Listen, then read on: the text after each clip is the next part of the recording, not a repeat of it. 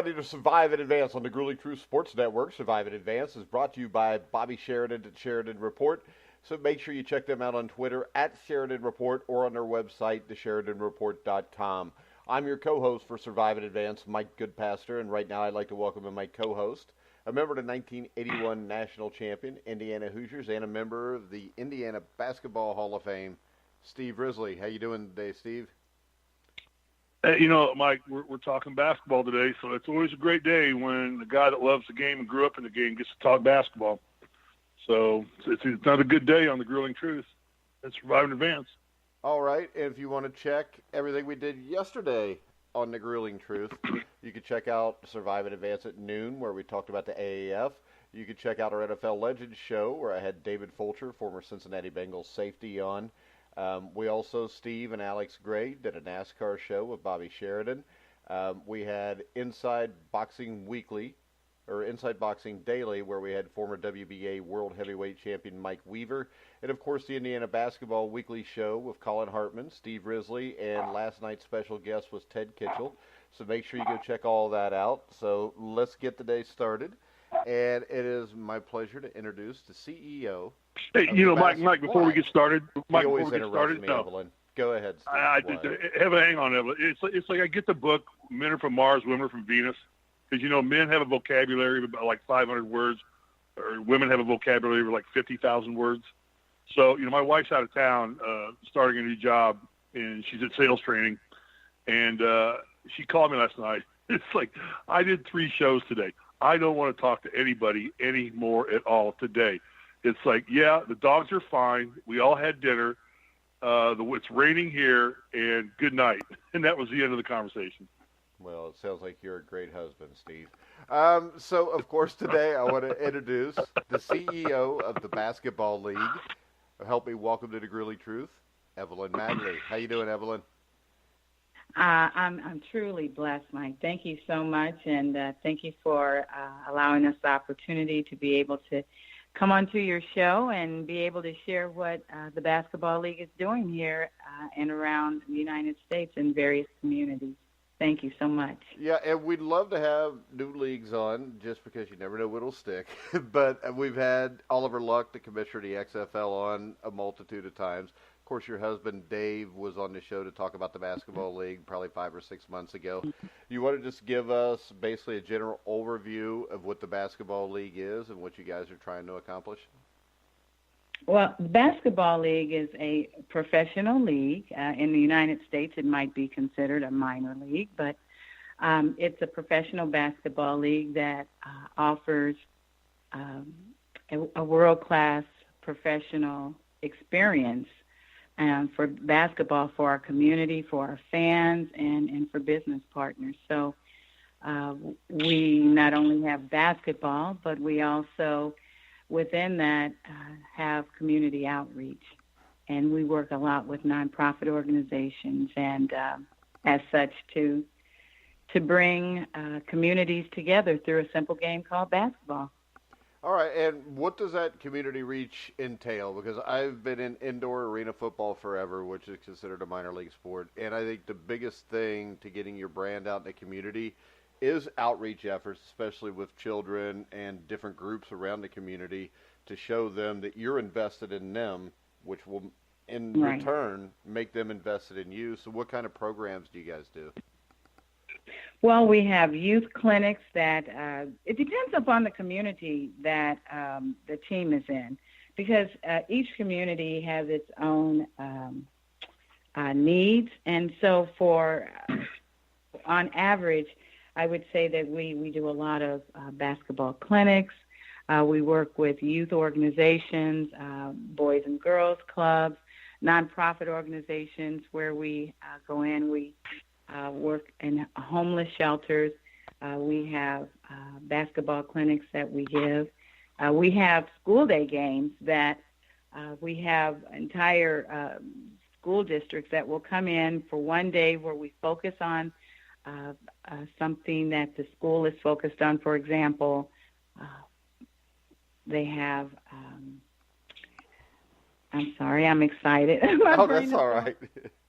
But, don't worry about it. Yeah. So they have things that they focus on, like bullying or staying away from drugs, or there's a big need right now. There's a lot of suicide that's going on in high schools. And so we would come in and give a presentation that would meet the needs of that school district that they're focusing on to uplift the young people that are in their schools.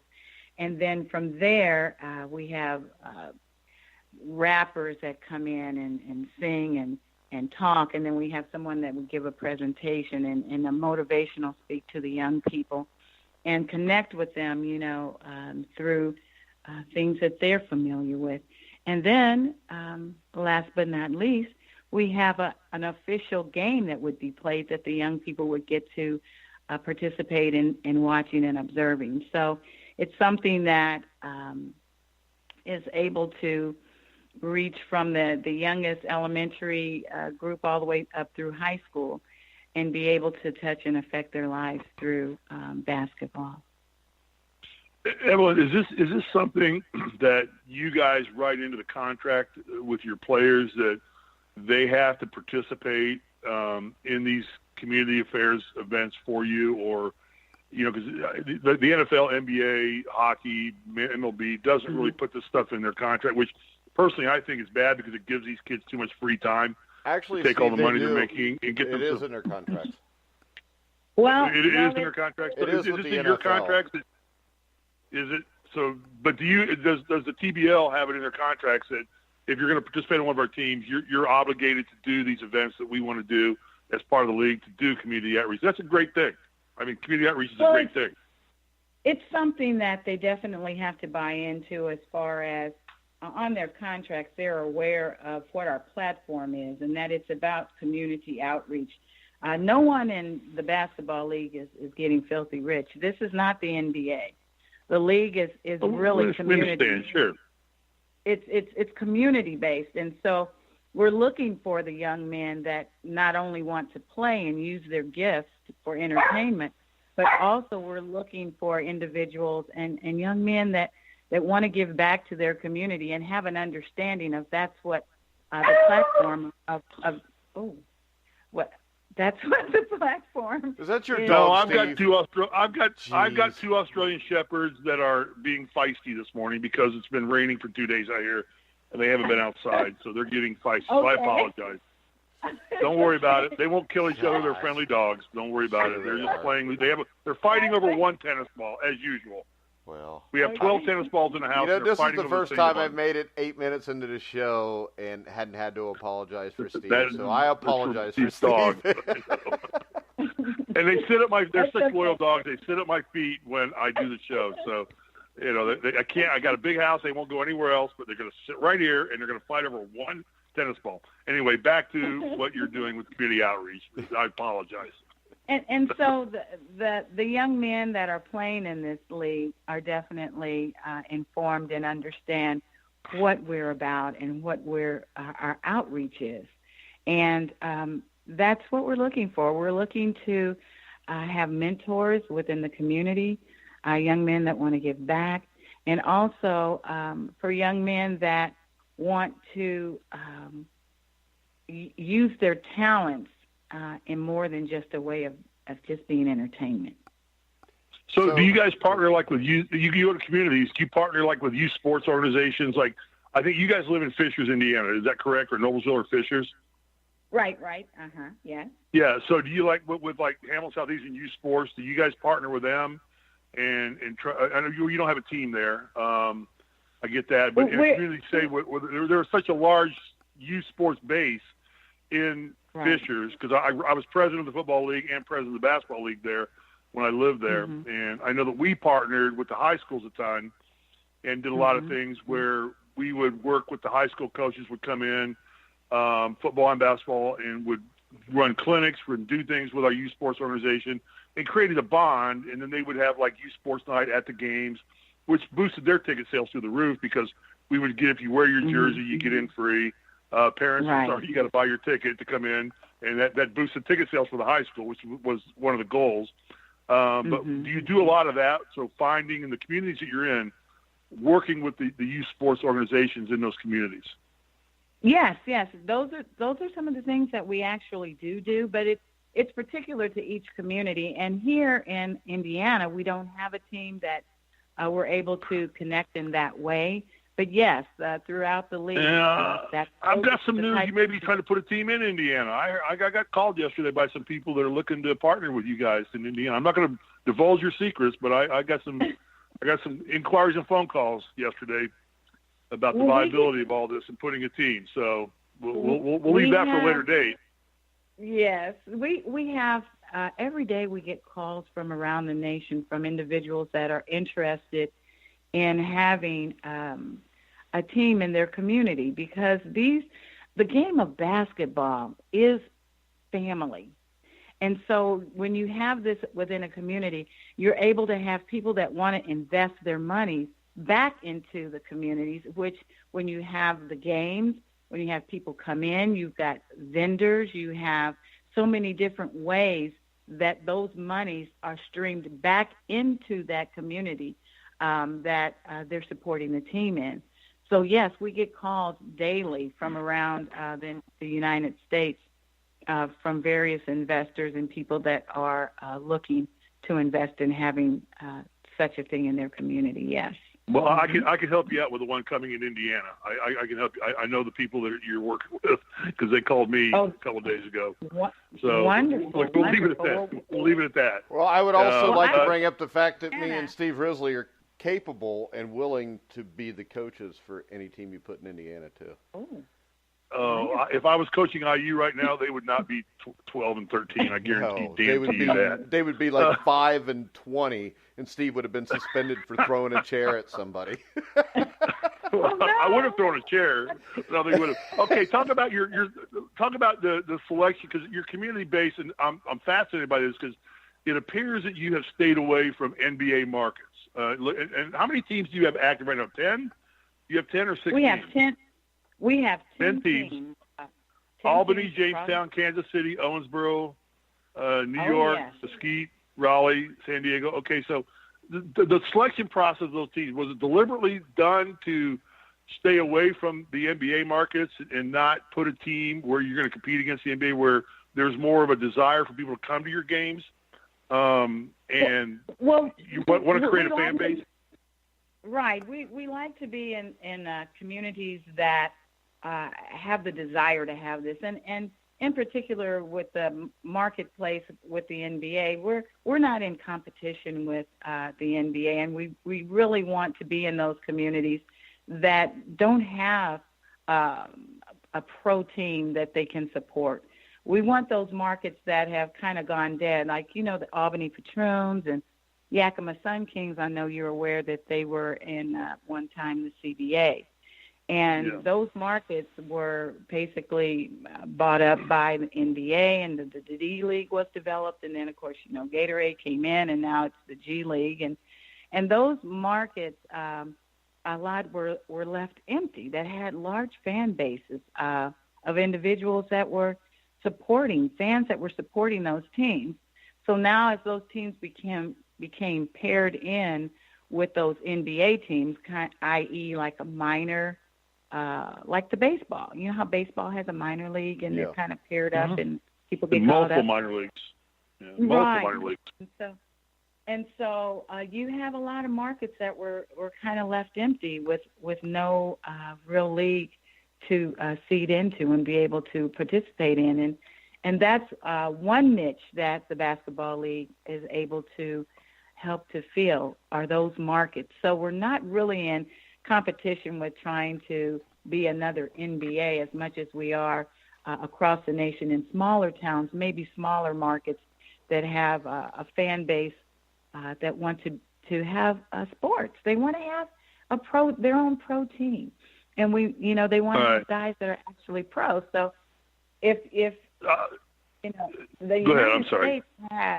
United States has an overabundance of talent that literally that there's not enough NBA teams, I would say, for all the talent to even play on.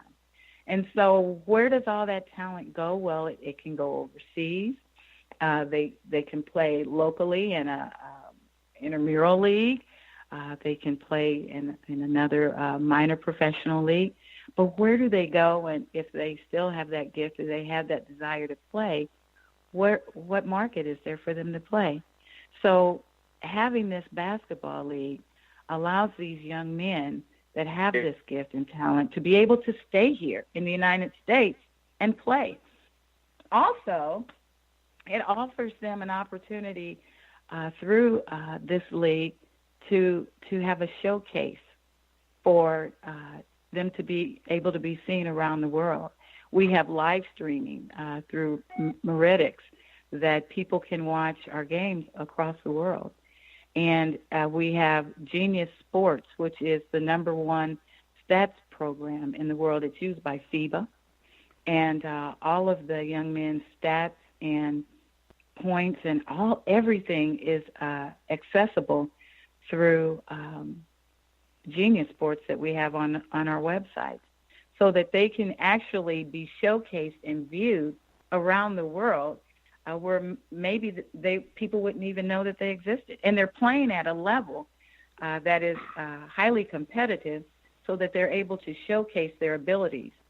We've had many players that have already been called up and gone to other teams around the world, to Brazil, to Asia. Young man was called up to go play in Egypt because people are able to see this talent and say, hey, I'd like them to play in my country. So I'm excited about that. Okay, Mike, I got about 5 more questions. Do you have a question? I mean, go ahead, Steve. I'm used to just not being quiet. Go ahead. All right. Well, now I'm intrigued. So, Evelyn, is it? And I know you're not going to give me a square answer on this. I know it, but as a journalist, I got to ask a question. In your long-range business model, is it in the PBL's league business model to say, we would like to join or be absorbed and be part of the NBA G League, or do you want to remain a unique entity? Well, I mean, when you're looking at the G League, you're looking at a development league. This fits your business model perfectly. Yeah. Well, I wouldn't. I don't know what the future holds, and I don't know that I can give you a squared-up answer, but I can give you an honest answer in that the G League is there as a development league. Our league is presently it's a showcase league.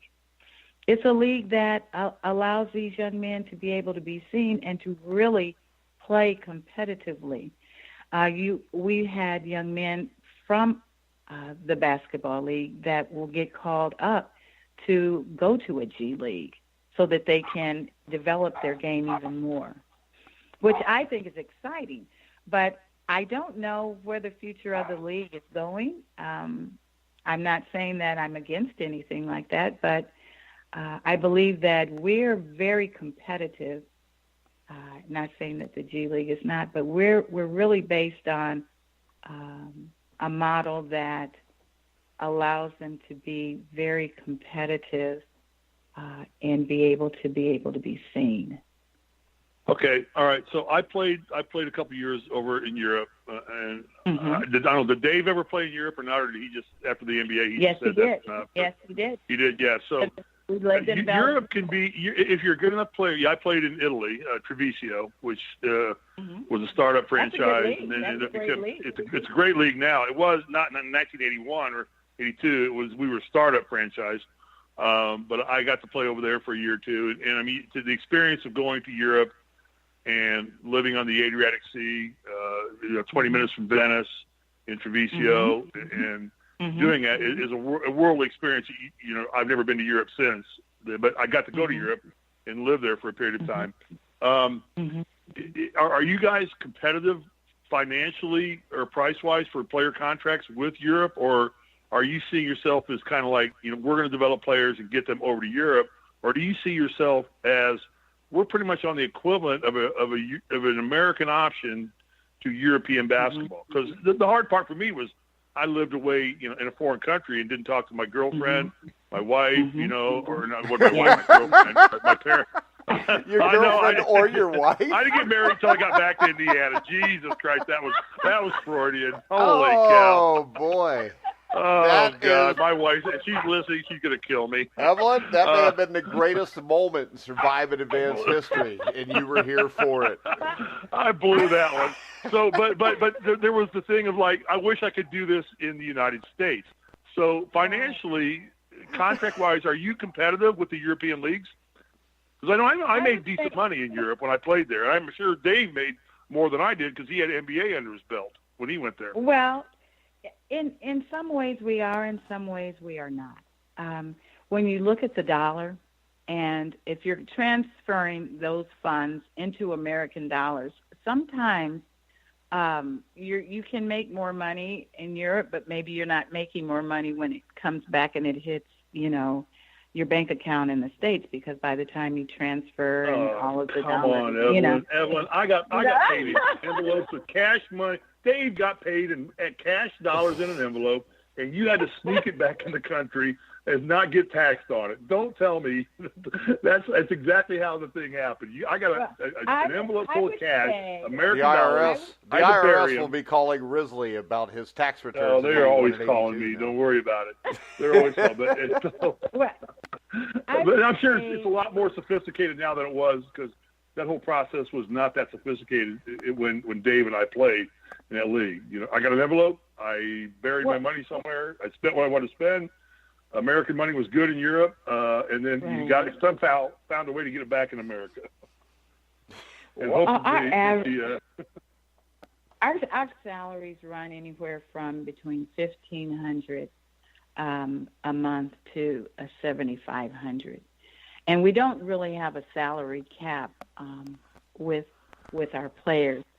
So, in respect to Europe or even in Asia, I would say in some respects, you may make a lot more money there. It's some people and some of the young men don't want to go overseas. Some have families, as you mentioned. You said your girlfriend. And your some wife. Actually have families. She was. Then I got married to somebody else because I was gone from home too long. Just stop, Steve. Sometimes it's better to be quiet and let people think. I know. But some of them have families. They have children, and they're not able to take their families with them. Or maybe they don't want to take their families overseas, and they want to stay here. This is an excellent option.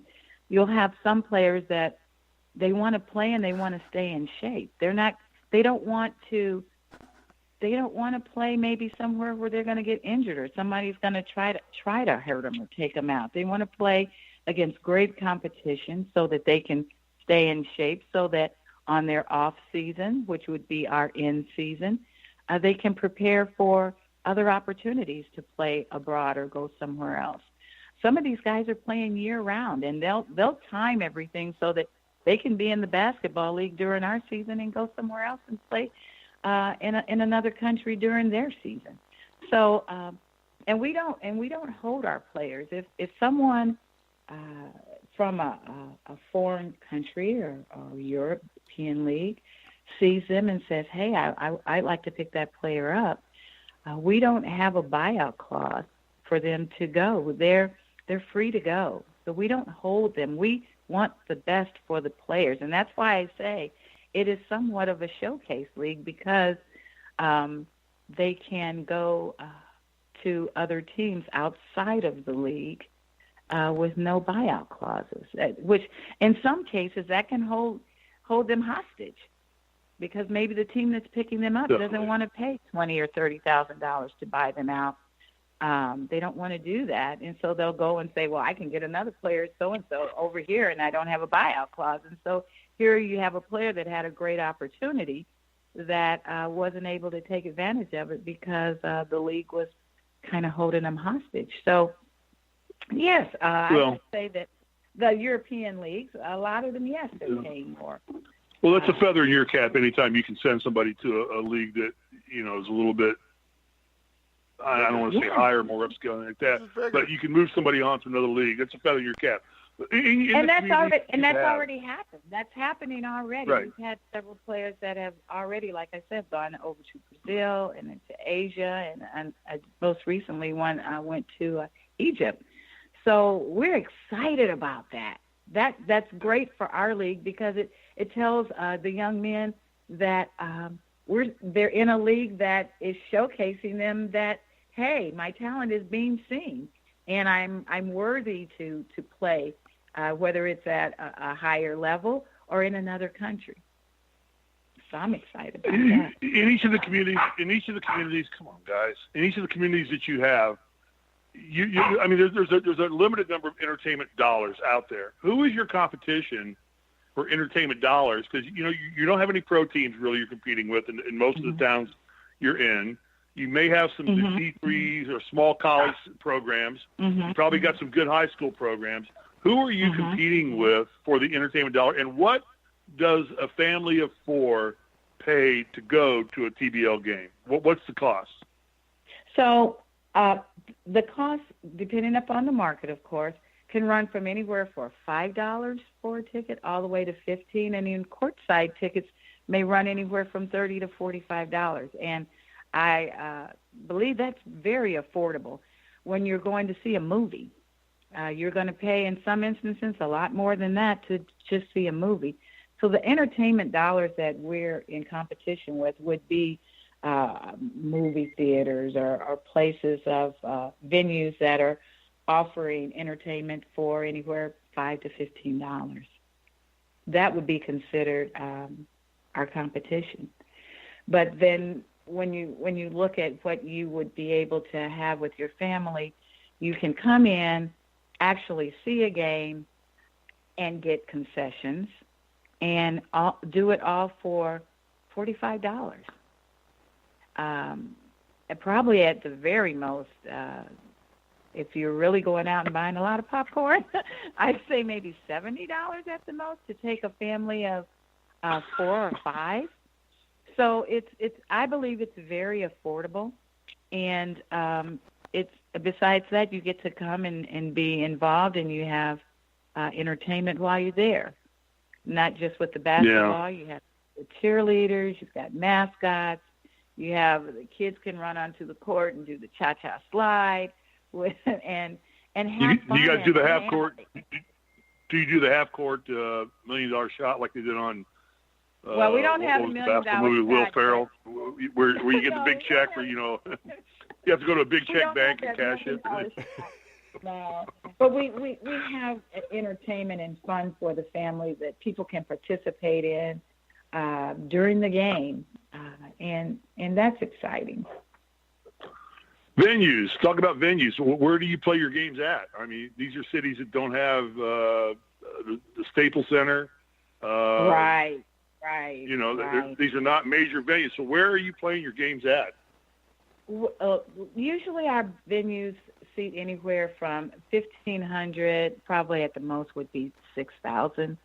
In Albany, they have the Armory there that has been a staple of the community, where the Albany Patroons played for years there when Phil Jackson was coaching, and they won the championship there. I believe that venue seats about 3,000 in that venue. You have in the Yakima Sun Kings are in that Sun Dome there, and that venue seats about 5,500 to 6,000 people. Other than that, we've got teams that use local arenas where you have colleges play. We have some larger arenas that have basketball. Like, for example, in Mesquite, they have an arena there that seats 2,000. That is a high school.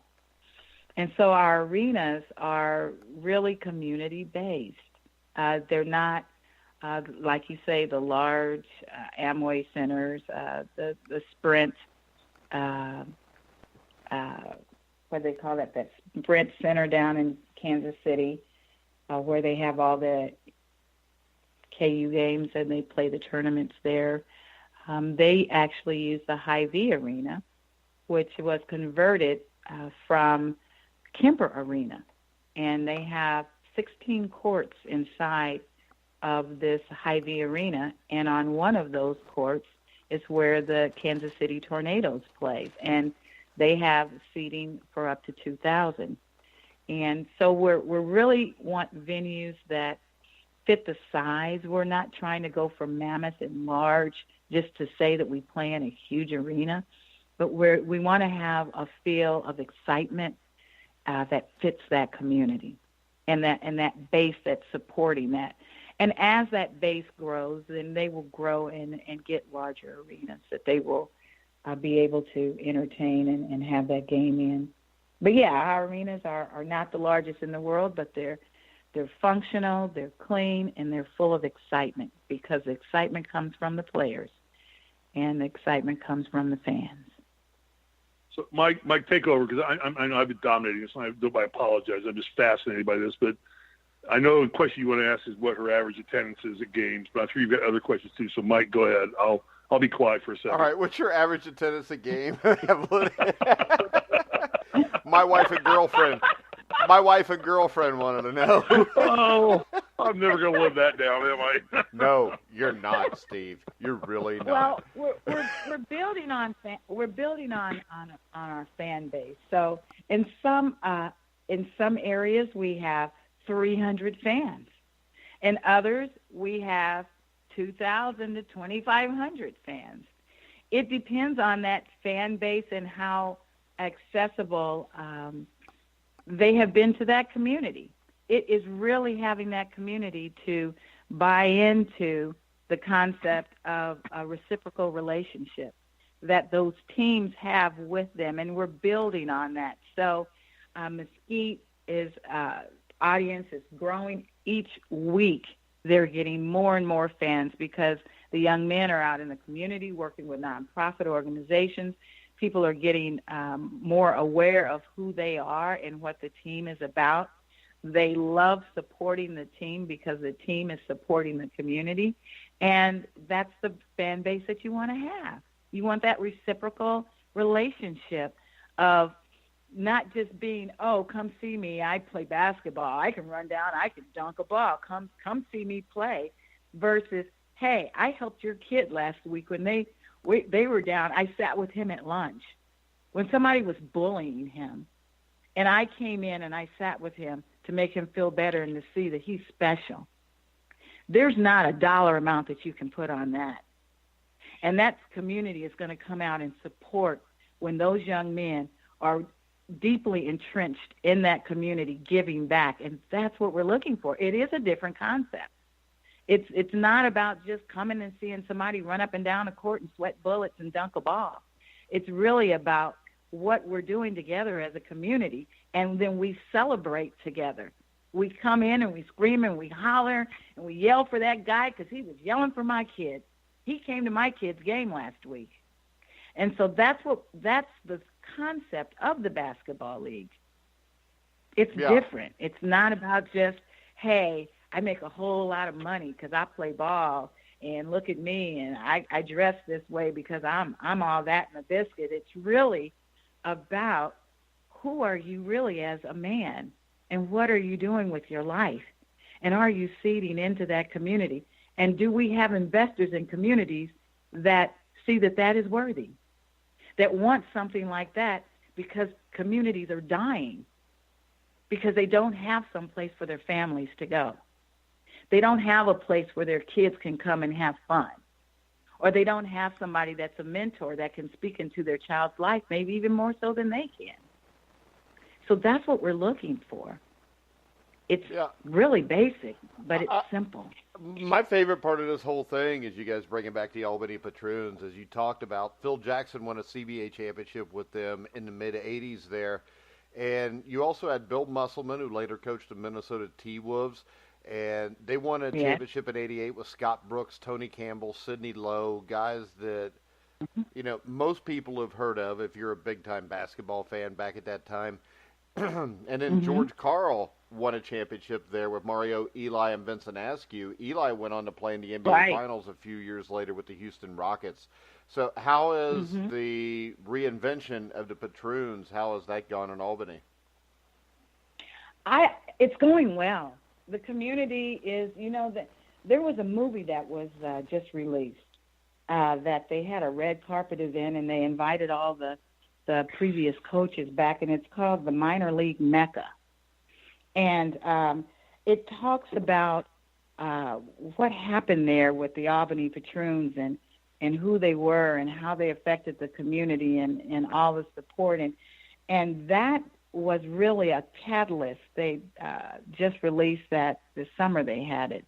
And it was a catalyst to reminding the community of how they had come together there to support something and to have fun. So in answering your question there, the Albany Patroons are back on the road, I believe, to having a great future there because they are now back in the community and working. And they're able to connect with those individuals that were possibly teenagers or even children. We've got people that come back to those games and say, I used to come to this game with my granddad. I used to come to see the Albany Patroons with my granddad. Yeah. And he's no longer here. And when I come back in this armory, I just get that nostalgia, that feeling of, hey, this is really special, and I want to have that for my kids. And people are coming back out, and they're starting to support the Albany Patroons again. And it's doing wonderful things there for them. And they've got a great coach there, Derek Rowland. He was an Albany Patroon player, and so he's really the face of the league there, and he's working really hard. And up until this past weekend, the Albany Patroons were undefeated. Yeah. And now they're getting a lot of support there. If I want to watch a game, how do I do that? If you want to watch a game, you can. There's a couple of ways. You can go to the basketballleague.net, as in hoops, and go to our live stream on the main menu, and you click. And if you want to watch the game, wherever the game is being played is where the game is being broadcast from. So if you're seeing the Albany Patroons versus the Yakima Sun Kings, and they're playing in Yakima, you would just click on Yakima Sun Kings under the live stream, and then you will go through the process of paying to watch the game. And it's $5 to watch a game, and it's well worth your $5. Do you offer season ticket packages? Like if I'm an Albany Patroon fan, and right. I say I want to buy the whole package, like NFL tickets right. or NBA tickets, right. you offer a package like that to people? Yes, we do. That would be to watch one specific team is $49.99, and to watch the entire league is $79.99. Okay, good. Yes, and they'll be able to see the games on live stream right there. They can also find the live stream for those that are social media buffs. They can watch the social media of their team, and they have the connections for the live streams there, the links where you can click and log in to watch the games. Mm-hmm. Give you an opportunity to sell here a little bit. I mean, I'm kind of on your website right now. I'm kind of, as we're talking, I'm playing around with it. Talk about your merchandising situation. I mean, I see some teams. Do all teams have a merchandising package going on right now? And do you have it? Because I've got Owensboro up right now. We are Owensboro, Passion Pride, and I'm looking to go into the teams. Some teams have some, and some teams I can't find anything with merchandising. All teams have merchandising? Yes, we do. If you go over to the shop, go over to where it says shop. Yeah, I'm in shop right now. Yeah, that's where I am. Yeah. And then you go down through the teams and you click on whatever it is. We have a national sponsorship with BSN Sports. They're the largest manufacturer and distributor of athletic apparel in the United States. And they have great apparel. In fact, the apparel that you see the NBA players they wear, it's awesome because that's the athletic apparel. So the apparel that our teams are playing, it's the first time that BSN Sports has ever put their logo, their name, on a professional jersey. If you'll look on the jerseys, you'll see down on the left, you'll see BSN Sports with their logo. And we're the first to ever have had that done. We're excited about that, of course. I'm excited about everything. I keep saying I'm excited, but I am. And so that apparel, you can purchase it for your fans, etc. Go right there online, and you can purchase it there. All right. Do you guys have an all-star game at the middle of the season? Pardon? Please say you don't. Please say you don't. Do you guys have an all-star game in the middle of the season or after the season?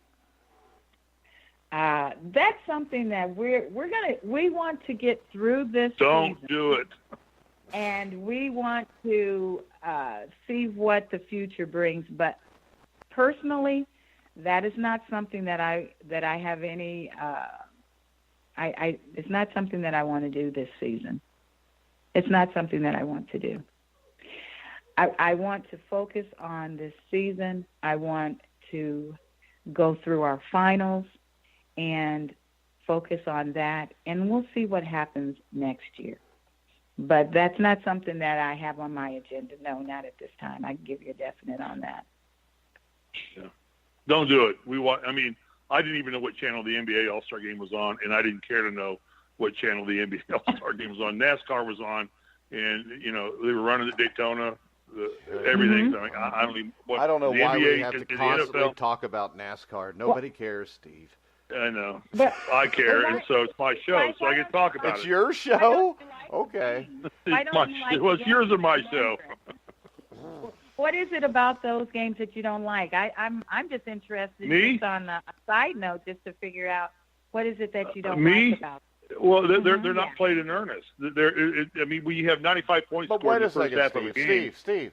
It's not played in earnest because they're NBA players. If you have an all-star game Well, but that's what I'm this saying. level, But will you let me speak? Jeez. Yes, I'll tell I you, he will. interrupts me all the time. I know it upsets his girlfriend and his wife also.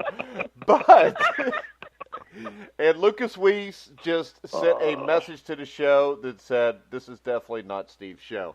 All right.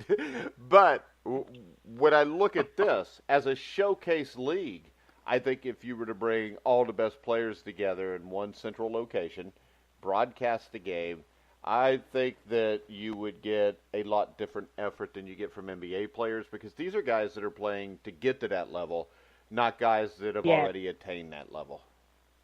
Yes. I would agree, but I will tell you this. You're going to get that at every one of our games. Oh, I know. Because all right, let me tell you, because this is not a development league. This is not I'm playing to just learn so that I don't get hurt. So I don't get hurt so that I can get. I'm talking about blood, sweat, and tears. These young men lay it out there on the floor because they recognize that whether there are 300 people in those stands or 2, that they are being seen around the world with our live stream. Yeah, you never and know they who's understand watching. every time they step on that court, it's an opportunity to showcase themselves. And so you're going to see a high level. We don't have to wait to get the all-stars. They're already in their minds thinking, I've got to get there. They don't need an all-star game to think I'm trying to get there. So that's what I'm saying. The intensity level of our game is second to none. They're playing ball. When they're out there, they're leaving it on the court because they're looking at every game as an opportunity to show themselves and showcase themselves. And I've told them that's what this is for. This league is for you. This league is for you. And I would say this, to compliment what you're saying is, regardless of how many packages you're selling, streaming packages, I guarantee you that scouts are looking at your site and they're streaming and watching you. Like you said, the scouts in the European leagues and the G League are all looking at what you're putting out there and saying, can I pull somebody out of here and take them to this level or a different organization or whatever. And I think that's the value of what you're doing with your streaming package. I have one last question, and I'll let you wrap it up for us. And it's a hard question because we had a whole show about this yesterday with the AAF. Are you guys solvent? Okay, I'm listening. Are you solvent? Are you financially able to sustain what you're doing for a period of time? Or because, we heard yesterday that the AAF had to have a $250 million infusion into their league after 2 weeks. And they were on CBS network TV. There's varying reports, but every report I've read said that infusion was to kind of get people paid. Or is the TBL have a long-range financial plan that you guys are solvent, breaking even, or where are you at? Or I'm probably not going to get a straight answer. So, but I had to ask the question. I will tell you, we are taking steps every day, and we have plenty of room for anyone that would like to be a part of TBL family that might be interested in being an investor, that someone that gets what we're trying to accomplish here, that we're not trying to be multimillionaires. We're trying to see back into the lives of people and into the community. And we need support from investors that have that same mindset, that are the philanthropists that are out there that say, I want to put my monies and invest my monies into something that's giving back. And yes, of course, if I were to sit here and tell you that we don't need monies, that would be a lie.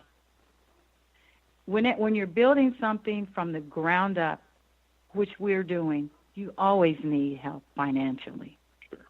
And so I would like to take this time to say, yes, we're definitely open to having people to invest.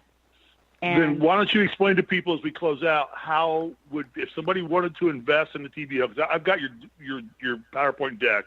I know what your requirements are, what they are. Dave sent it to me. How would somebody that listened to this show and said, wow, Evelyn and Dave have a great program going on here. We like everything they're talking about. We like their involvement. I want to be involved. What would they need to do, and what financial commitment would they need to be able to do to get involved?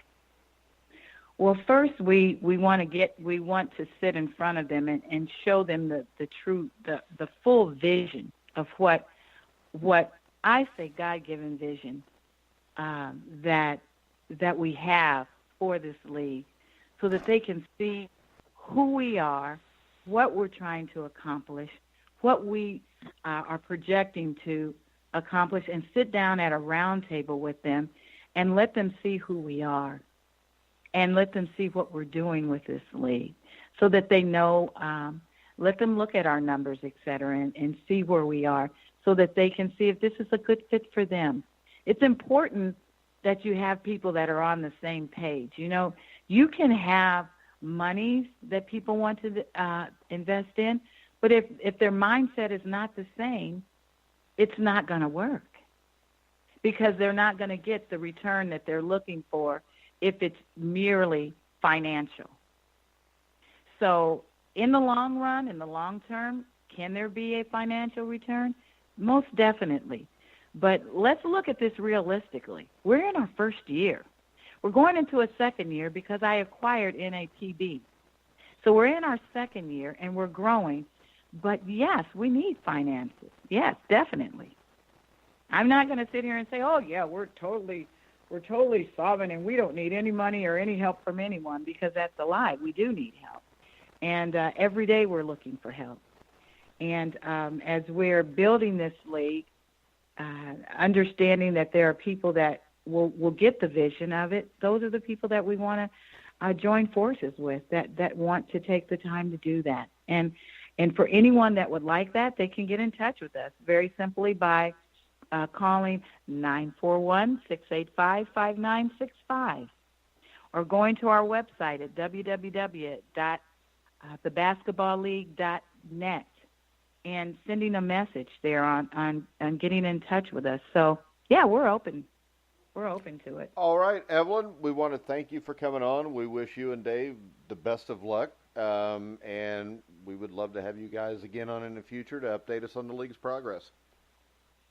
Thank you so much. I appreciate this. I was so excited, and my brain was racing so fast at the very beginning because I was so excited. I was like, oh my goodness, and it's live, and I'm like, oh, I don't want to mess up. I don't want to say the wrong things. But, you know, in my heart, if I share my passion and I say what this is really about, I think the people that want to hear that and understand, they'll be the ones that will reach out. And that's what I'd like to accomplish. And I thank you so much for allowing me the opportunity and the grace to be able to be on your show. Just thank you. All right. We wish you the best of luck, Evelyn. Steve, any final comment? No, just that I follow Dave on every piece of social media, and oh yeah, he's all over. Passionate about. Yeah, well, you have to be at this day and age. You have to be, and anything that the Grueling Truth and Survive in Advance can do to help support your cause and to get the message out there for you. Dave knows how to get a hold of me, and no problem. We will work with you guys because I would love to see this succeed because I love grassroots sports and grassroots basketball, and I think that as long as you stay involved with the community and you do it for the right reasons, you'll make money. You'll make money, which is your ultimate goal. Because I know I lived in Fishers. You've got to be a multimillionaire to live in Fishers. That's why I moved out of Fishers, because I wasn't a multimillionaire. So I moved to Los Angeles and live in the Valley. But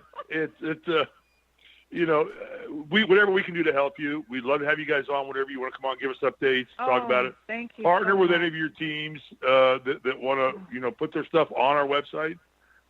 They can paste it onto our website and put their podcasts on. We'll work with you in any way, shape, or form. But thanks a lot, Evelyn. Great job, great show, great representation of your league. Thank you for being on. Thank you so much. Thank you, and God bless tell you. Tell Dave to stay home for a month. All I ever do is see Dave in another city. Do you even know who your husband is anymore? Because every time I get on Twitter, he's in some other city holding a camp, holding a tryout, or doing something. Are you sure you're still married to him? Does he have a girlfriend? He may be like me. He has a wife and a girlfriend. Who knows? He works his butt off. He's a good man. He does. He's a great guy. But he's a Kansas Jayhawk, which is nothing like being an Indiana Hoosier. So yeah, but he's also an Indiana Mr. Basketball, which is nothing like coming. He's a Mr. Basketball. That's right. Yeah, so. He's in the Hall of Fame like me. I know. No, he didn't have to buy his way in the Hall of Fame. He automatically gets in for. He automatically got in, exactly. Okay. So it's not the same thing, Steve. All right, Evelyn. Give Dave our love. Tell him, great job, Evelyn. Thank you very much. Will do. All right, thanks a lot, Evelyn. All right, guys, we will be back after this commercial break with Bobby Sheridan from the Sheridan Report. We will be back in 1 minute. Hello, boxing fans. I'm Michael Montero of Montero on Boxing.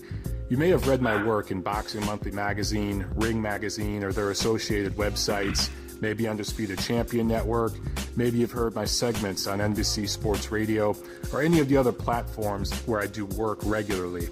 I wanted to invite you to check out my podcast, The Neutral Corner. We upload it every Monday. It's available on iTunes, Stitcher, SoundCloud, YouTube, and of course at thegruelingtruth.net. Every week we go over the news, the rumors, the latest fights being put together. We analyze everything, give you the business behind the business, and then we review all the action that took place in the ring during the prior week around the world. Not just the big popular fights, but all the fights, including the little guys. And then, of course, we preview the action coming up this week. Again, Michael Montero, The Neutral Corner, iTunes, Stitcher, SoundCloud, YouTube, and thegruelingtruth.net.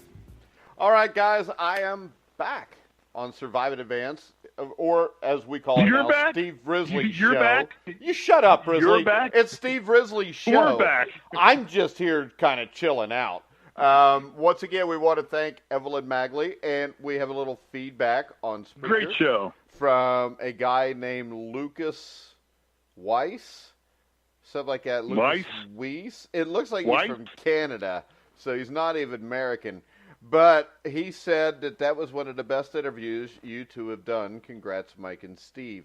And then he mentioned that on the show because he's basically whoring himself out off of the backs of us. So, all right. You know what I did? Bobby. Is Bobby on? Bobby's not on because I went to go potty and I forgot to call Bobby. So That's a pisser, Mike. That's a pisser. It's a pisser. It is a pisser. But I yeah. actually thought, I tell you what, she impressed me. I thought that I think they've got their stuff together if they can get financial support. Well, the thing I like was this. The They didn't do what sorry. all these other leagues do, which is just lie Yeah. and say they were financially solvent when, the AAF wasn't. I and felt most bad. of I'm them like, aren't. I hated to ask that question. I Well, didn't expect her to give me the truth. It was And actually, she gave it me was the truth. really, Yeah, they need money. it was a mean answer, but coming from a man who just made a comment earlier about his girlfriend and his wife in the same sentence, it was to be expected. Don't you think, Bobby Sheridan? That's for sure, Mike. Bobby, I don't have your report today, so I'm not. Bobby, I am not talking to you. You email me right now. He Your sent the Sheridan report. report It said, today. like, you got to download I don't have or it. something. You got to download it. no, I have a direct screwy. message. I'm enthused. That's all, Steve. I believe in the grilling truth. You're my friend. You're welcome. Hey, I know got that this. one from Last you. night I was impressed Bobby, because Xavier beat Convo Seton with Hall. Michael Waddell. Michael Waddell now wants to be back on our show. I got that one, but I have no message here about the Sheridan report today. So fire it over to me right now, or you're not going to be on the show. Just how about this? I don't know- Right now, you don't. don't know what this happened. is the thing. Steve called it his show. So if Steve won't let you on his show, I'll let you on my show. You're on My your guest, show. my guest list will be much better than his. So don't worry about it. Mike, What it's you- our show. It's what our you- show. No, you said it was your show. Everybody heard it from Lucas Weiss, who's somewhere in Connecticut or Canada, and Bobby Joe Hinkle, who was from Danville, Illinois, said he heard you say it also. So did Sarah Lawrence from Milwaukee, Wisconsin, also said she heard it, and she's outraged. So actually, there's like a Twitter hailstorm going on from this. When it comes to Amy, basketball, I kind of hey. think I know a little bit more about basketball than you do, Goodpaster. But Football, you don't. I defer to you. You Boxing, don't. I defer to you. You just don't. You oh, don't. BS. You called me You a read off loser Twitter. because I picked Villanova over Michigan. You I never called me called a you loser. a loser. Yeah, you did. You said that's a loser pick. So wrong. You said I'm a winner. I think this, Risley. I think you're full of shit.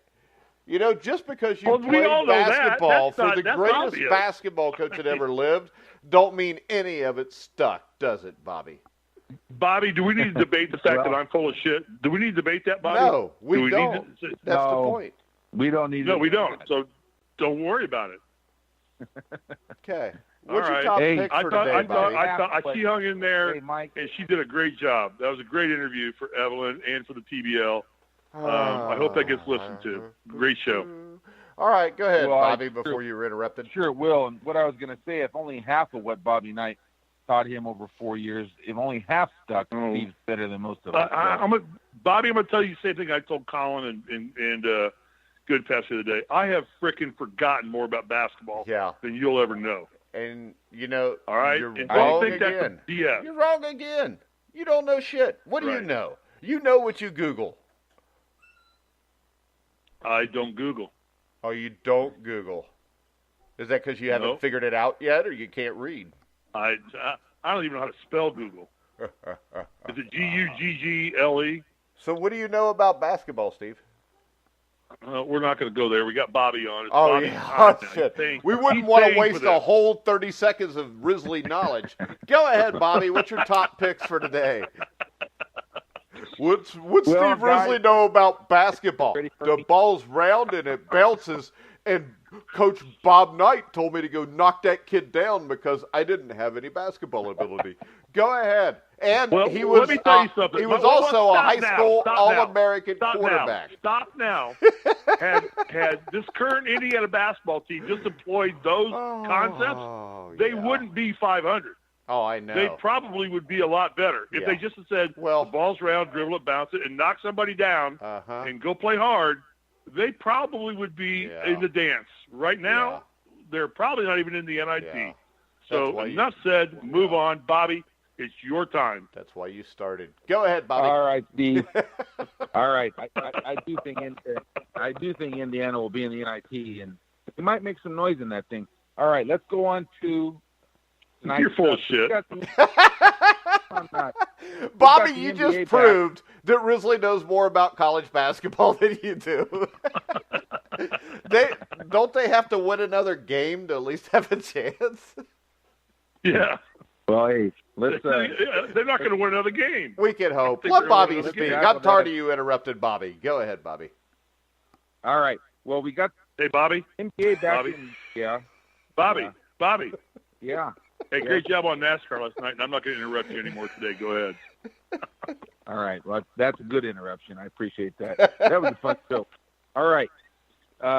Here we go. Now we got the NBA back in the fold. And Hey, Bobby. Bobby, wait, Bobby. yes, Did you notice that we have you on for the entire time for our NASCAR show?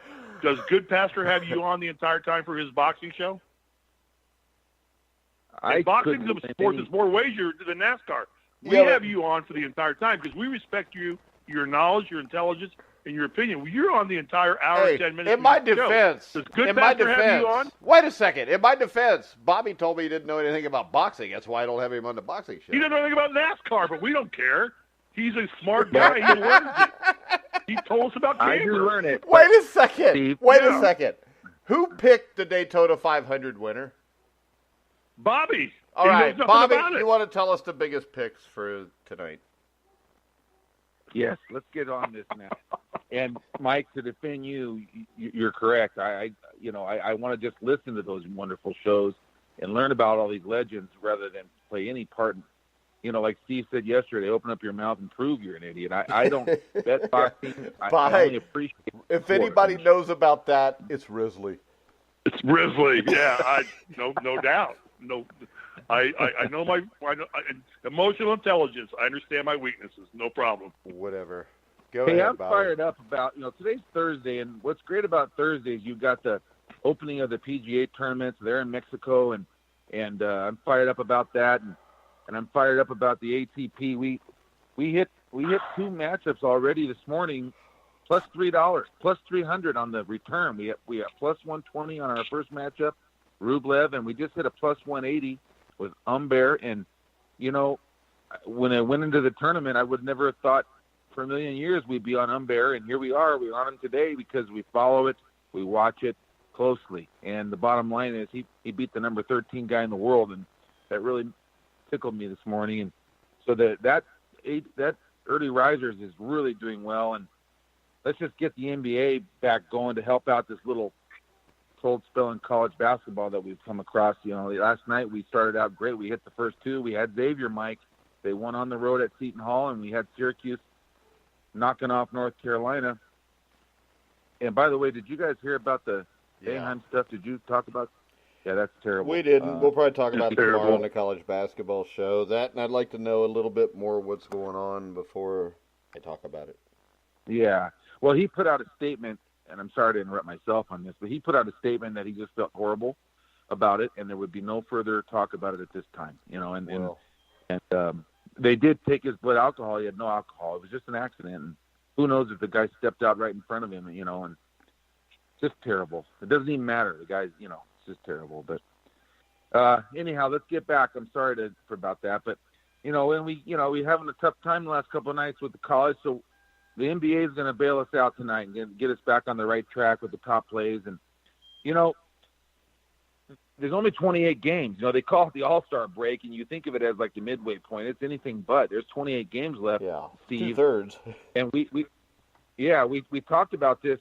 We've talked about this for 2 months. The Lakers going to make the playoffs, and they were minus 700 at one point, which is a 7-1, favorite. Minus 700, meaning you got to lay $700 just to make 100. That's how big of a favorite they were to make the playoffs at one time, and they're now plus 120 in Las Vegas, Steve. You talked about that a few weeks ago. Would there be odds? There is. They're plus 120, so they're not supposed to make it. But you look at it, they're only 2 games back in the loss column, and that's to the Clippers and to Sacramento. Only 2 back in the loss column. So there's plenty of time. There's 28 games left, and they kick off this little stretch here tonight against a team that they can beat, and that's the Rockets. And the reason I say they could beat them, yeah, Houston's a better team, and yeah, Houston's going to be in the playoffs and maybe make some noise. But Houston's just, for the first time tonight, will start their starting lineup. Their 5 best players for the first time in 2 months. and that, with Paul and Capella back tonight, he's been out, and with Harden and the other two, Gordon and I forgot the fifth guy, but they're going to be, so they're a work in progress still. Harden talked about it all yesterday leading into this game. He talked about, we're just going to ease this along and get playing good basketball now together. The 5 best starting lineup, get the other guys back in their roles and make some noise in the playoffs.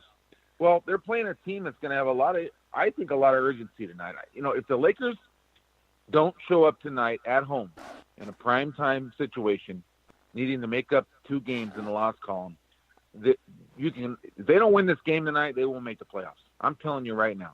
Tonight will tell you exactly where they're at. And, the key to the game is going to be LeBron and Ingram, their ability to defend Harden, maybe take some turns on him, I don't know, in the fourth quarter. Because the Lakers, I think, will have the lead in the fourth quarter. And if Ingram is really long and he can play and disrupt Harden in any way, they'll hold on to that game. And a tidbit for the fans, Capella and Paul back in a lineup together, that helps Houston defensively. They score a lot less points per possession when those guys aren't in there. It's just Harden doing what he does. So, they're going to be a better defensive team, which will be more wins, in the playoffs for those guys. But tonight, I think the Lakers got them. So the Lakers are 2.5 on the sheet plus, and now they're up to +3. So you're getting 3 points tonight. I think they're a good money line play at plus $1.30. So that's a top play. Okay. And Bobby, I got some questions for you before we move on. I got some questions here. How many games did LeBron miss? It was 18 games, something like that he missed? Yeah, he missed 17 games. 17 games. All right. Now, so before LeBron went down, were the Lakers in the playoffs? They were above the top 8 before he went down. Yeah. And yes, so only being 2 games out. So only being 2 games out, LeBron is back. LeBron decides to take a 17-game vacation because he wants to make a movie in L.A. Do you really think only being 2 games out with LeBron back that the NBA is not going to assure us that the Lakers are going to be in the playoffs? They're not going to be in the playoffs. Oh, man. Right. I think you guys are so naive. I think you're naive. No, don't think you're the one that told us the Rams were going to win the Super Bowl because the NFL was going to make sure they did. Steve, I'm with you on this one. The Lakers will make the playoffs. Thank you, Bobby. The Shut Lakers up, Mike. will Thank not you, Bobby. make the playoffs. And I believe They're going to be in the playoffs. The first round matchup, Lakers. It's going to be Golden State against the Lakers. That's an early sell, a great first-round matchup, ratings through the roof. Great matchup. You got LeBron against that. Are you kidding me? You can't buy that. Yeah, you can't buy LeBron and the Lakers against Golden State and Curry in the first round. Yeah, I know, because the ratings will be huge on that by Game 3 when it's in the middle of a sweep. Well, I don't know that it will be. It will be. Yeah, who knows? No, but it's good stuff. You guys see Kyle Kuzma's new hot girlfriend? Nobody cares. Go ahead, Bobby. All right. Well, no, I just think it's ludicrous. I don't know that it affects your betting. You're picking a win tonight. But I think it's ludicrous for anybody to think that the Lakers are not going to eke into the 8th spot. I think it's ludicrous for anybody to pick the Cavaliers to beat the Golden State Warriors last year because the NBA was going to fix it that way. It was a sweep and you lost, Steve. You lose every time you open your mouth. Go ahead, Bobby. All right. Well, let's go to play 2 tonight in the NBA, and I don't have as much of I do have a little bit of a background on this, maybe a little bit more interesting actually. The Heat are playing the Sixers tonight, and the Heat opened getting 6.5 underdog at Philly, and now they're down to 5.5. I think the line movement is correct on this game. Number one, this is a real big key to this game tonight. Obviously, Joel Embiid is out, and it's not the back this time. It's something else. I forgot, but when I did my research on this game, and he's out of the lineup tonight, and the Sixers are in the 5 spot. Tied with Boston, a game back of Indiana. So 2 of those 3 teams will make the 4 and get the home court in the first round. So that's an intriguing story in the East. And then on the bottom half of this, the Heat are tied in the 8th spot. They're tied with Detroit. And so going into the break, I think you've heard me say 2 or 3 times how the Heat have really found their best stride. And I learned a long time ago, and this is my little backstory in this. You know, going into like the bye week in the NFL, when they introduced the bye week, that was a big thing in gambling. How do you treat the team coming off the bye? Do they continue rolling as they were? Or playing poorly as they were? How do you handicap it? They've been out 2 weeks. You know, we know it helps injuries, and we know it helps to kind of get your bearings a little bit and go again. But and I was told, treat it as if the bye didn't happen. If the team was playing great going into the bye, then just assume they'll come out of the bye playing great, and then make your adjustments from there. So we'll do that. We'll assume that Miami's going to keep this momentum going, and they'll go into Philadelphia tonight and play a great game. You know, they're very deep, and what happened was, if you remember what I told you, this was on the air. They took their rotation from about 10 guys, and they got it to 8 or 7, and they did that through trades that they made at the break to really define where they're going to go the rest of the season, and they saved money on a few of those deals. Well, what's happened was they took off, and they've been playing great basketball, and I think they'll play great again tonight. I'll take that advice I got a long time ago from some professional handicappers, and I think they'll cover that spread tonight, maybe even win the game. They're 2-1 on the money line to win the game, and they're like we said, they're plus 5.5. I did get 6.5 last night, but right now you can only find 5.5, and that's going to be a good ball game tonight. That's a pretty good doubleheader there, top plays, and I think we can get going. I do have 2 college games, and I gave the whole card out today on Twitter, and the 2 college games that we have are BYU, which is minus 4.5, and then Oregon State plus 2 at UCLA. So there it is right there. I already talked about the early risers, how good they're doing, and it's a great Thursday. And get off here and watch some PGA and get set for those games tonight. And what's your on this day before we wrap it up? All right, on this day and wrap it up time. Let me reestablish where I'm at here. Look up. Oh yeah, on this day. Well, here's the one I wanted to talk about. There are two NASCARs on there, but we've been hitting that really hard. Let's talk about this one. This is the one I was really excited about. Today was the day that Pete Rose met with Commissioner Uberoth. Come on. NASCAR's incorporating today in Daytona. Nobody was the cares. Seaside Hotel? Go ahead, Bobby. This is your part of the show. Steve thinks he runs everything. You just talk about whatever you want. Bobby, I had a question for you. Shut up, Mike. Shut up, Mike. What? Bobby, what do you mean, shut up, Mike? Is the World Golf Championships in Mexico, is that match play or stroke play? Shut up, Mike. Well, it's stroke play.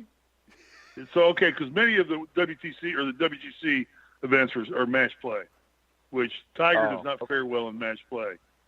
Neither does Phil. Yeah, both of them have failed miserably in the Ryder Cup format. Did you really tell me to shut up? Yeah, no, it's yeah, I did. A good question, Steve. That's a great question. It's stroke play, and Mickelson won this tournament. See, Mike, is a great question. No, it wasn't. He didn't say that. He just answered your question. It wasn't a great question. It's a stupid question because you asked it, punk. Go ahead. Well, it could only be considered dumb because he didn't know the answer, but it's a good question. Good point. He's right. He's right. In different formats, yeah, makes the whole difference.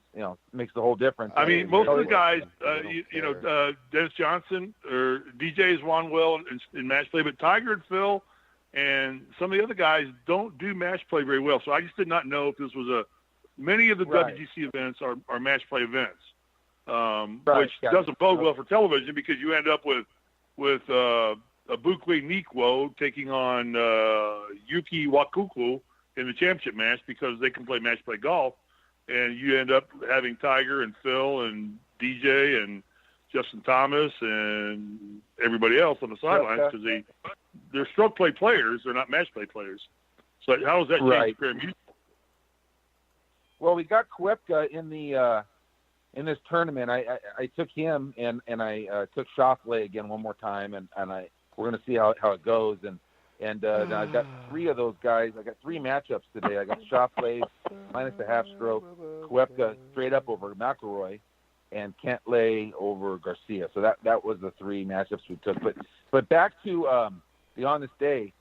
This was the day Pete Rose met with Commissioner Uberoth, and I remember this very, very very much. I mean, this was before, like, think about where we're at. We're in spring training, and the season's getting ready to go, and the reporters are flooding Rose every day because word's leaking out that he's maybe in a little trouble. And when he met this day with Commissioner Uberoth, he was still pretty arrogant. And the articles that came out after that, when all this got exposed, he was walking down the hallway to go into Uberoth's office, and he noticed that his picture wasn't in the hallway. You know, Uberoth had all these pictures of great baseball, Hall of Famers, and the first thing Rose, and here Rose is in trouble, and he knows he's in trouble, but he's so arrogant. The first thing he says when he sits down is he asks Peter Uberoth, "Why isn't my picture up on the wall?" Pete Rose is an interesting guy, and I've actually sat down with him 2 times now. He wouldn't know my name from anybody, so I'm not claiming that. But I sat down with him 2 times up at Santa Anita, back when I used to bet the horses pretty good. This was years ago, and he liked me because I didn't talk baseball with him. I didn't bother him. We just talked horse racing. He loves horse racing, and he loves gambling, and he used to bet $1,400 exactas because his number was 14. So he'd bet $1,400 exacta to, one way, horse number 5 to horse number 9 or whatever. And he wasn't a good gambler, and he wasn't smart with how he bet his baseball either, but he was a hell of a player. And he wasn't in trouble yet, but we know how the story ends on this one. And that team, the Reds, won the World Series the next year for Lou Piniella in 1990. They knocked off the A's, so his players won it the next year.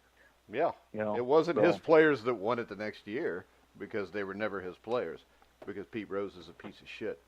But Pete Rose basically threw away 5 years of teams that could have won the World Series by fixing games. So. Yeah, he wasn't a very good manager. No, Mike, wait a second. This has nothing to do if he wasn't a very good manager. He was betting against his team. I mean, you can't win when you're doing that. But there's no evidence of that. The fuck there isn't. I'll tell you what, Bobby. And I wrote an article about this. When you bet almost every game on your team, and then you don't, you're betting against your team. You're fixing the game. Because if you look at it, I'd have to pull the article up I wrote, but he used the same pitchers on days where he didn't bet on the Reds, which were his worst pitchers. He would never bring in a closer under any circumstances to win that game. And then the next day, he'd bet the game with, his best pitchers pitching. And when he had his pitch he's a piece of shit. I mean, anybody that has 12-year-old girls brought to him in spring training, and see, this is the thing. Yeah, he can sue me on this if he wants, because they wrote a big article in the New York Times about it, and he didn't say anything. And Pete, just remember, Pete, you can sue Mike, not me. Sue the shit out of me, dude. This is Mike venting. Sue me. Let's go to court about this. I mean, I live in the area. I live in the area where Pete Rose was married to a woman from Lawrenceburg. Pete Rose is not a good person. Pete Rose does not belong in the Hall of Fame. Pete Rose does not deserve a statue. Pete Rose deserves to be in jail. And, people talk about steroids.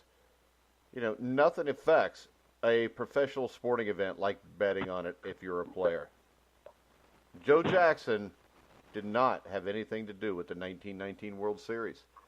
But, it's been framed that way, and it's kept him out of the Hall of Fame, and his stats are 10 times better than Pete Rose.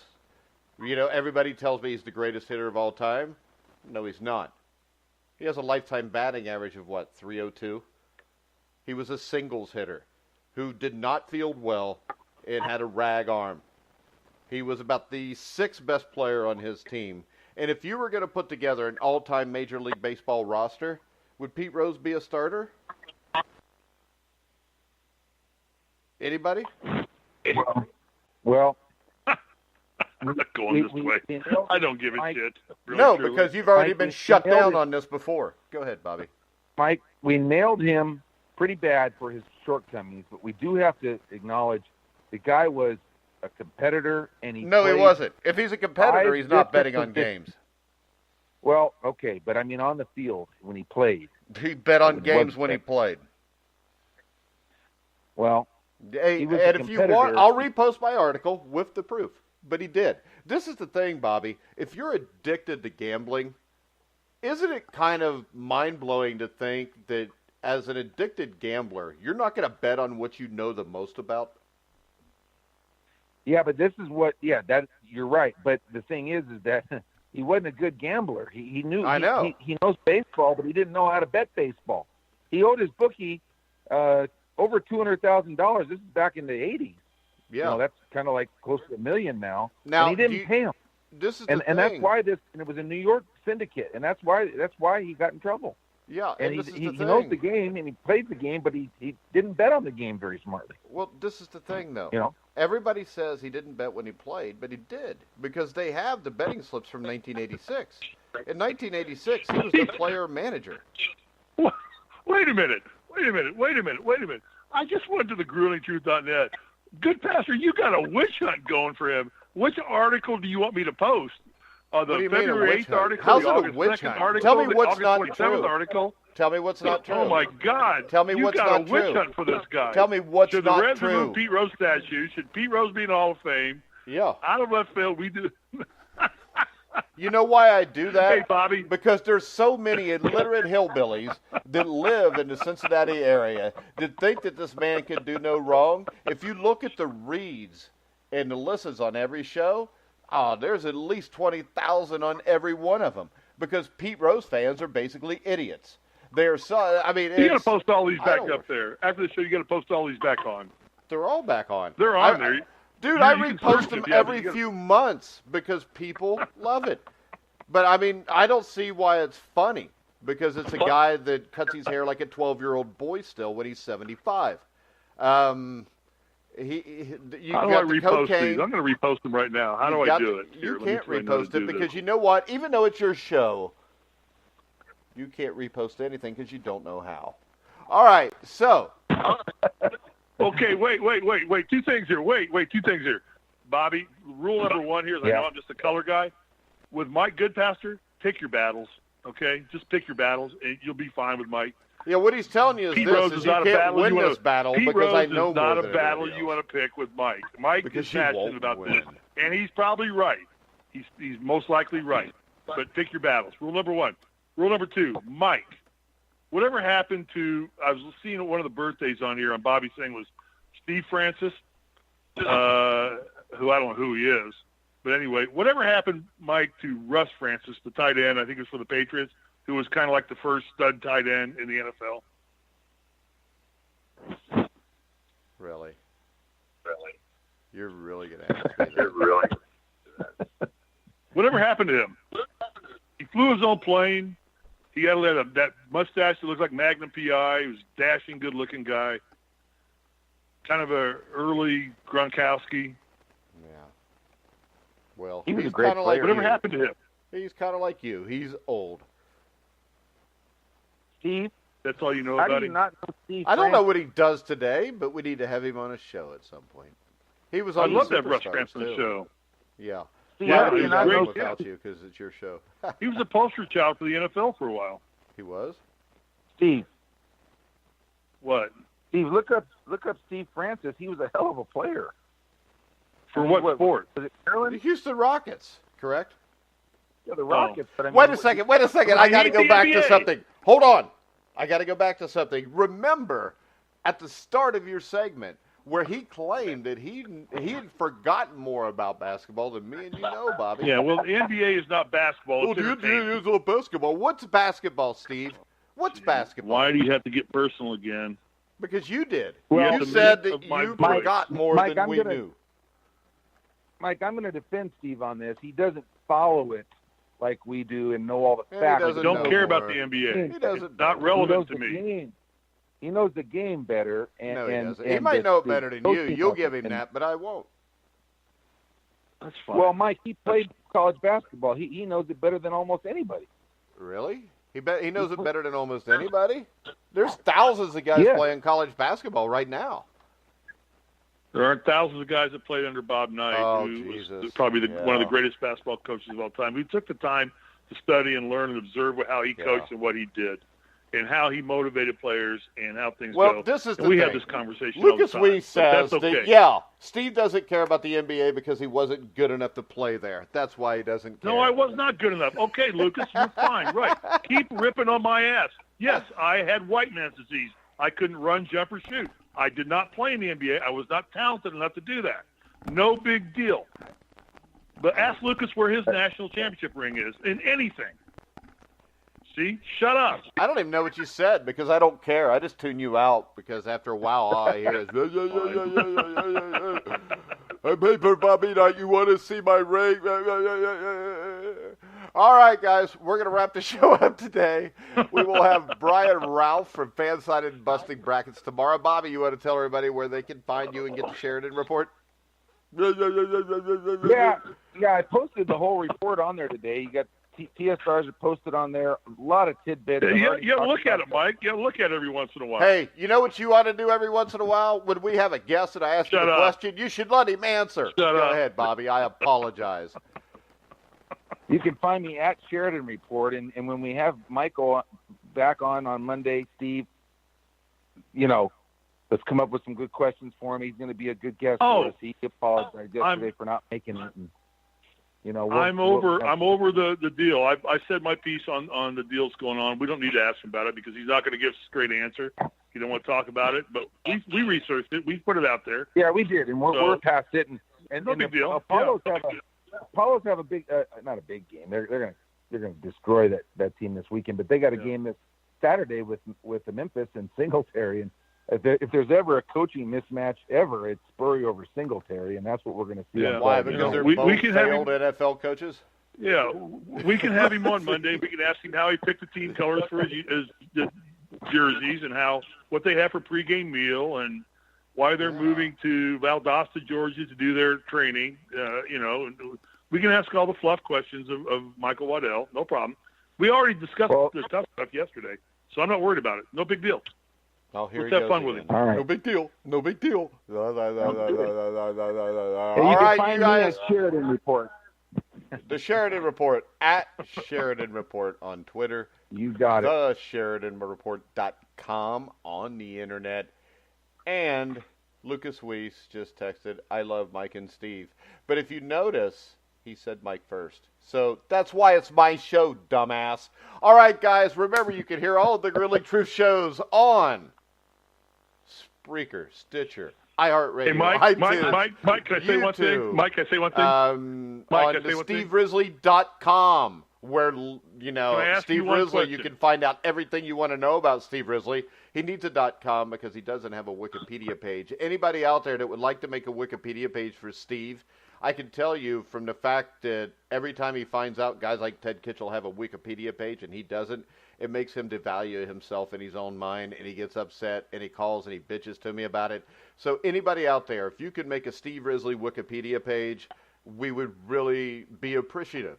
And I want to make sure everybody goes check out the Basketball League with Evelyn Magely. And I want to thank Lucas Weiss for listening. I want to thank Bobby Sheridan for being on. And I want to thank Steve Risley for coming on and interrupting incessantly. Mike, can I ask you a question? Mike. Wait, hang on, Bobby. Hang on, Mike, man. Bobby. Steve hasn't got to speak in 10 seconds. Mike, don't start the Pete Rose crap. We'll be on another hour. Lay off the Pete Rose stuff. Let it go. Mike. He was a great ball player and a horrible guy and a horrible gambler. Mike. He was a good ball player. Mike, who came up with the name Survive in Advance? You, and it's a stupid name, but I have to go with it because it's what we call it. Do you know that I have personally trademarked that name? I own the rights to Survive in Advance. I went off on my own and trademarked Maybe you ought to find a new co-host and go do your show somewhere else. I'm happy with you. You're okay, good. Then shut the hell up and don't be a smartass because I'm tired of it. All right, guys. Remember, tomorrow, Survive in Advance at noon with Brian Ralph from Fansided and Busting Brackets. Wait, so here's the question we asked tomorrow of Brian. Here's the question. Should Zion Williams have taken the money in the deal with Kansas and stayed in Adidas shoes? So, remember, check us out tomorrow at noon. Steve Risley will still be on here talking once we pick the show back up at noon tomorrow. So, for Evelyn Magely from the Basketball League, Bobby Sheridan from the Sheridan Report, and Steve Risley from Planets Unknown. Hell. I'm Mike Goodpaster. Hell. You've been listening to The Grueling Truth, where legends speak.